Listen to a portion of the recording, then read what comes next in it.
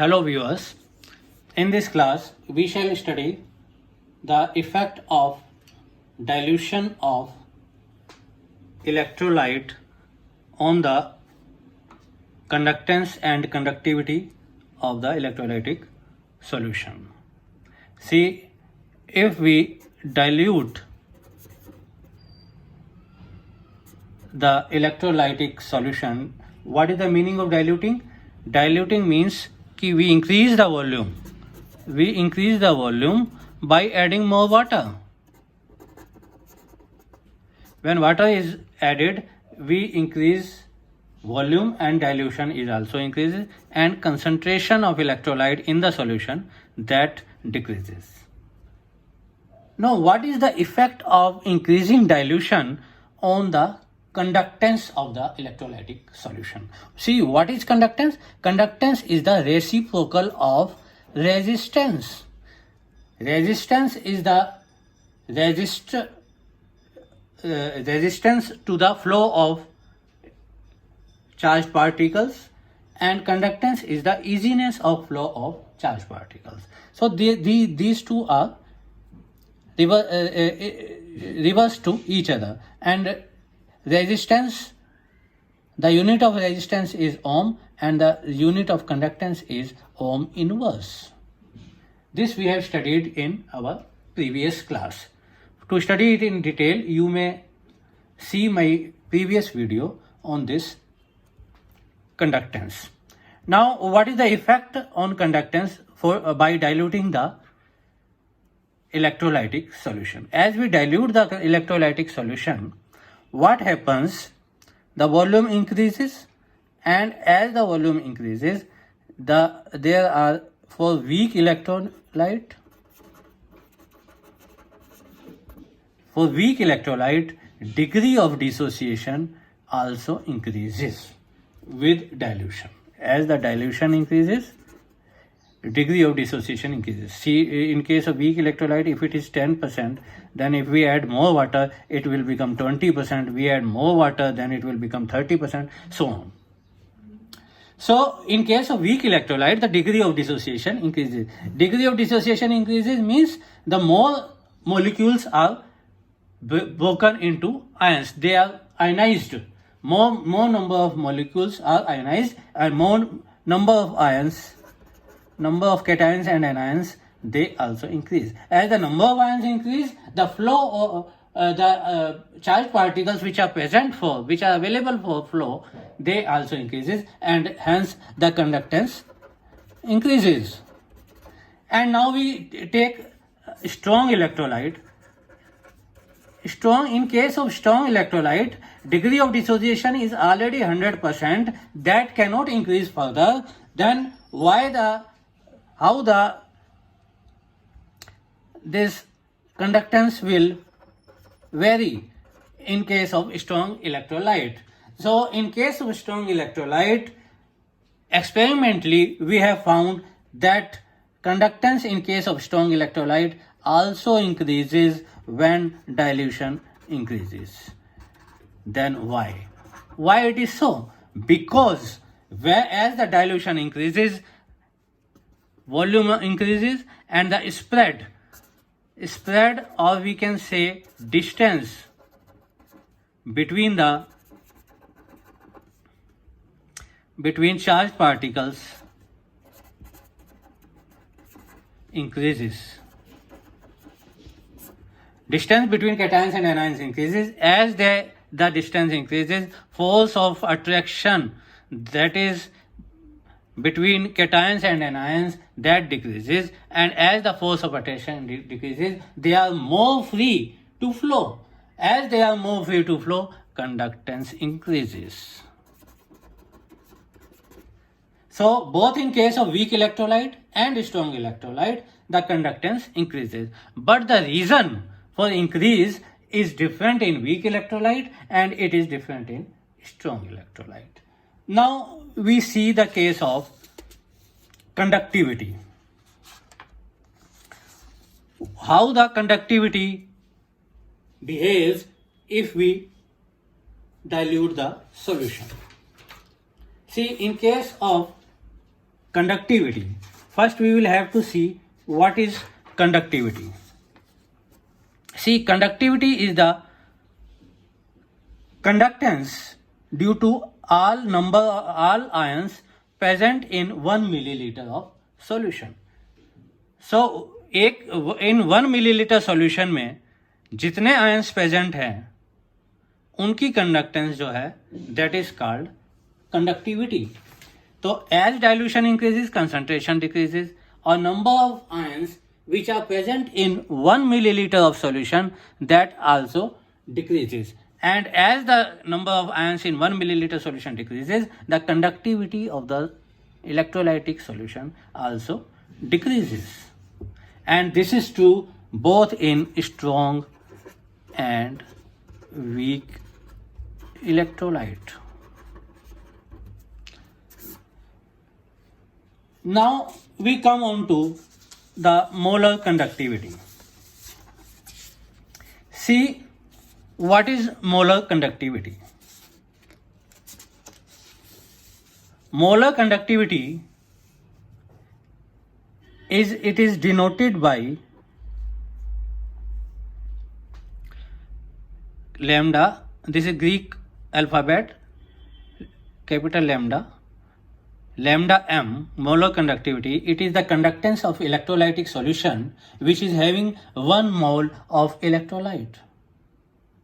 And what is equivalent conductivity? Equivalent conductivity is denoted by lambda E, and it is the conductance of electrolyte in solution having 1 gram equivalent of electrolyte. 1 gram of equivalent means the molecular mass denoted in grams.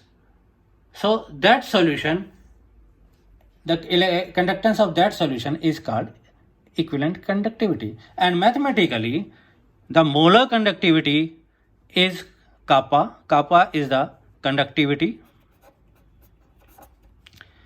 The number, the conductance due to number of all ions present in 1 milliliter of solution. This is kappa.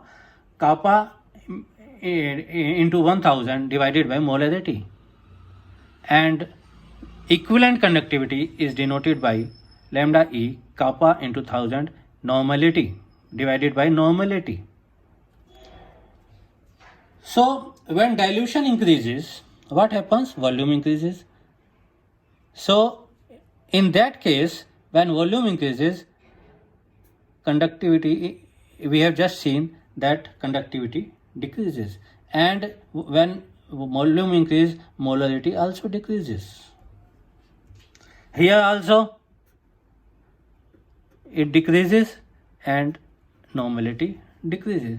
Then what will be the effect of increasing the dilution or increasing the volume on molar conductivity and equivalent conductivity? When both the factors present in numerator and denominator both are decreasing, then what will be the effect on this value? See, experimentally it has been found that they increase. Why they increase? Because effect of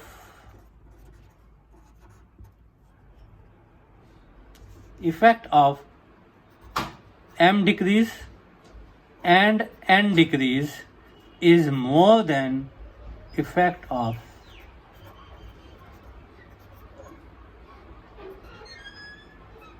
decrease in kappa, decrease in conductivity.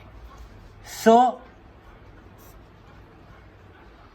by dilution, as the dilution increases, molar conductivity increases, and as the dilution increases, equivalent conductivity also increases. Now we will study molar conductivity, how the molar conductivity changes in case of strong electrolyte. Let us consider the case number 1, that is in case of strong electrolyte, how the molar conductivity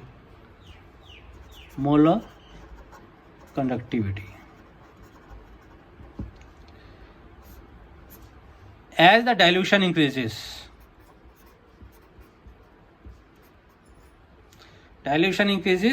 means concentration decreases.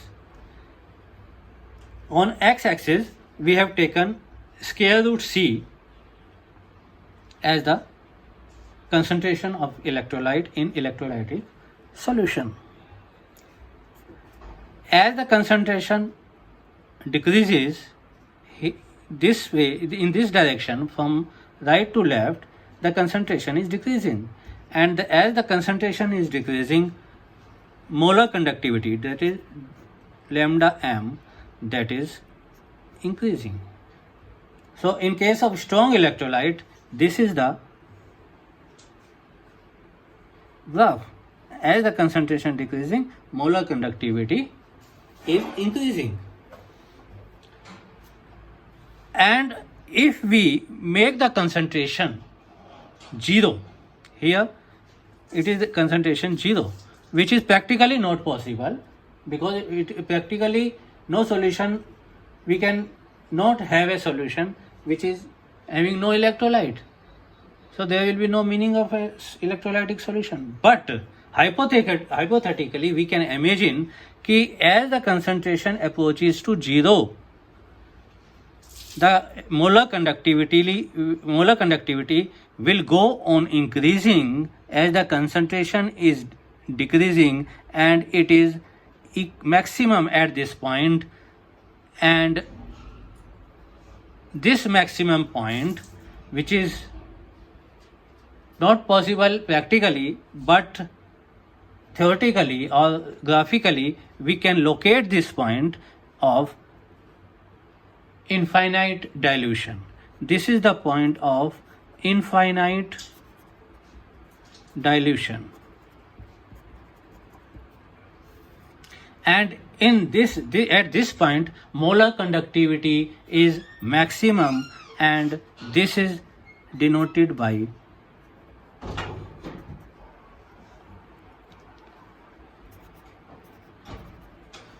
lambda infinity, molar conductivity at infinity. It is also called limiting molar conductivity. It is the molar conductivity of an electrolytic solution at infinite dilution. So practically we can experimentally, however, we cannot obtain a solution which has infinite dilution or 0 concentration, but graphically we can calculate this limiting molar conductivity or maximum molar conductivity. So it is the molar conductivity, limiting molar conductivity of potassium chloride, and it is the limiting molar conductivity of hydrogen chloride. See, hydrogen, limiting molar conductivity of hydrogen chloride is more than limiting molar conductivity of potassium chloride. So why? Because hydrogen ions are move more rapidly. Hydrogen ions move more rapidly than potassium plus ions.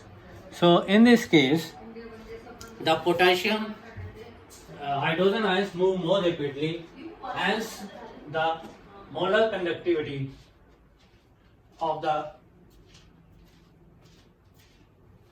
limiting molar conductivity of HCl is more than the limiting molar conductivity of potassium chloride. Now this was the case of strong electrolyte. Now we come on to the second case, that is case number 2, in case of weak electrolyte. What happens in case of weak electrolyte? You see that weak electrolyte, the degree of dissociation is very less. It is corresponding to 5%. Means 5% of the molecules in electrolytic solutions are ionized. Only 5%. So what happens? As the dilution increases or concentration decreases, the molar conductivity increases. But this increase is so steep that this is a curved graph. This is this like this, not a straight line as in case of strong electrolytes. In this weak electrolyte, the molar conductivity decreases very rapidly with the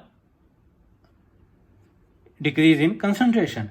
Hence, it becomes parallel, almost parallel to the molar conductivity axis, and hence we cannot assume, we cannot extrapolate this graph to anywhere to meet this line. So we cannot calculate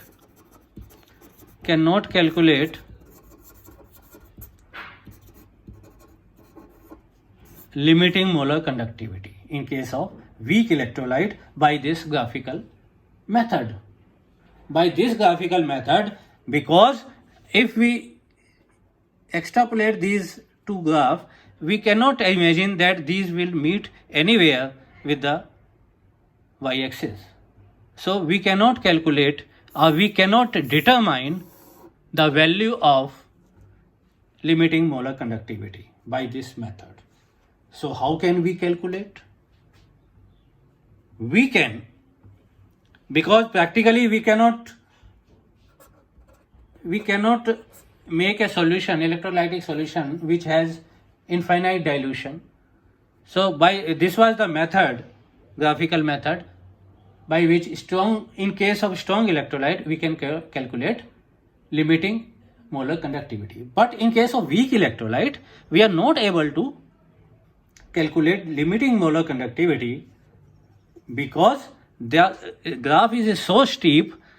Because why it is so steep? Because it increases. This increase in value is very much high as the alpha increases with dilution. With dilution, alpha increases. As dilution increases, alpha degree of dissociation increases, and as the degree of dissociation increases, the molar conductivity increases very rapidly. And this graph, curved graph, is not supposed to meet anywhere. So what is the method for determining limiting molar conductivity?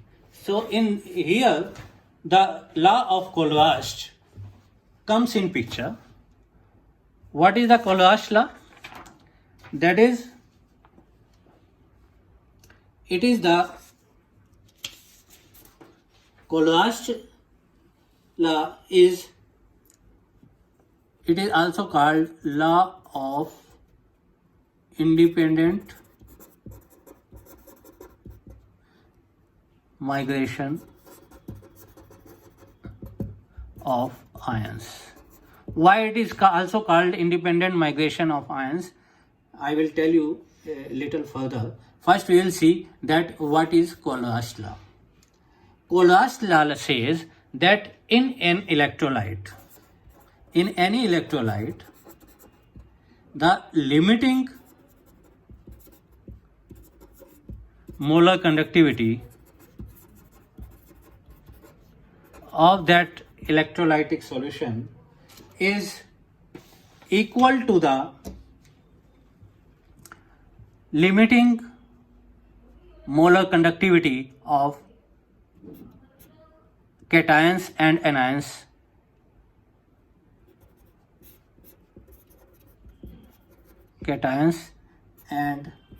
limiting molar conductivity of anions. This is equal to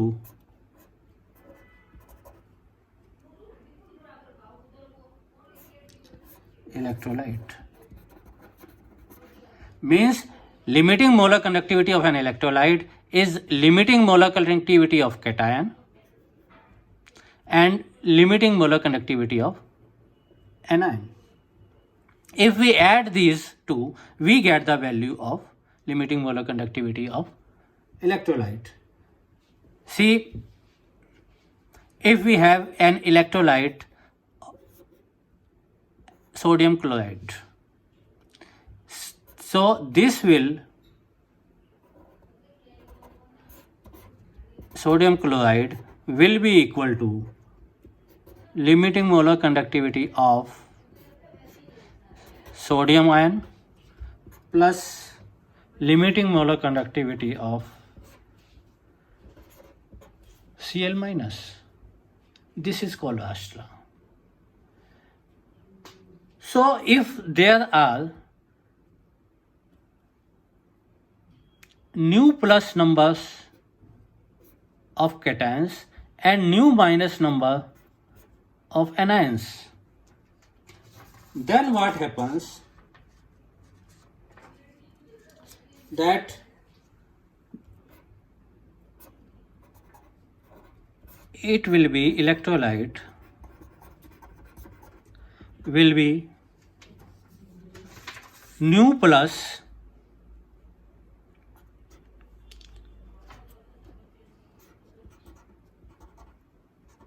lambda m cations plus nu minus lambda m infinity anions. This is the mathematical expression of Colbast's law. Colbast's law is the limiting molar conductivity both in case of strong electrolyte as well as in weak electrolyte. So it is the limiting molar conductivity of electrolyte is equal to the limiting molar conductivity of all the cations present and limiting molar conductivity of all the anions present in the electrolytic solutions.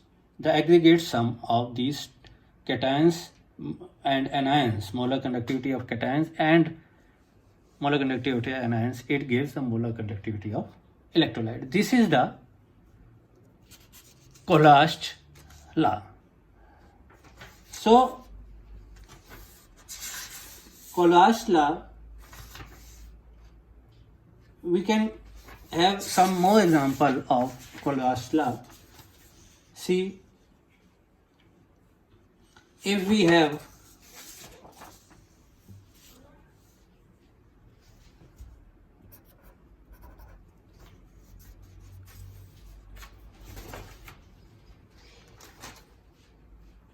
an electrolyte H2CO3, then the limiting molar conductivity of H2CO3 will be here nu plus number of ions, number of cations. Number of cations are 2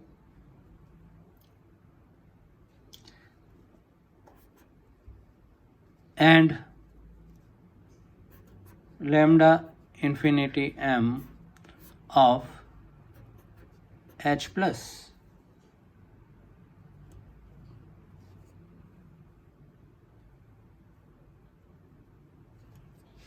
And plus here number of anions are 3 lambda CO3 2 minus. This equation is according to Colbast's law.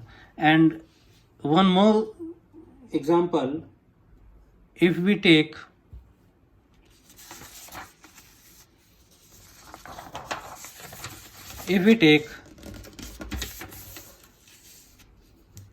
limiting molar conductivity of Al2SO4 whole thrice. What will be this? This will be 2. Here number of cations are 2 and Al3 plus, and number of anions are 3, so plus 3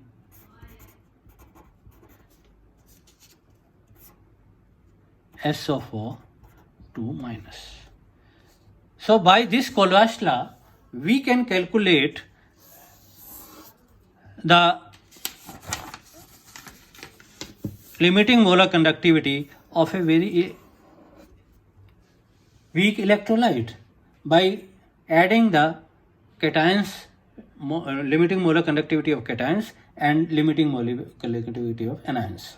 So this is the way to calculate how we calculate the limiting molar conductivity of a weak electrolyte. So if we know the molar conductivity of an electrolyte, we can also calculate the molar conductivity of cations or anions. So in our next lecture, we shall study more about the application of this Colloids law in our numericals. Thank you for watching the video.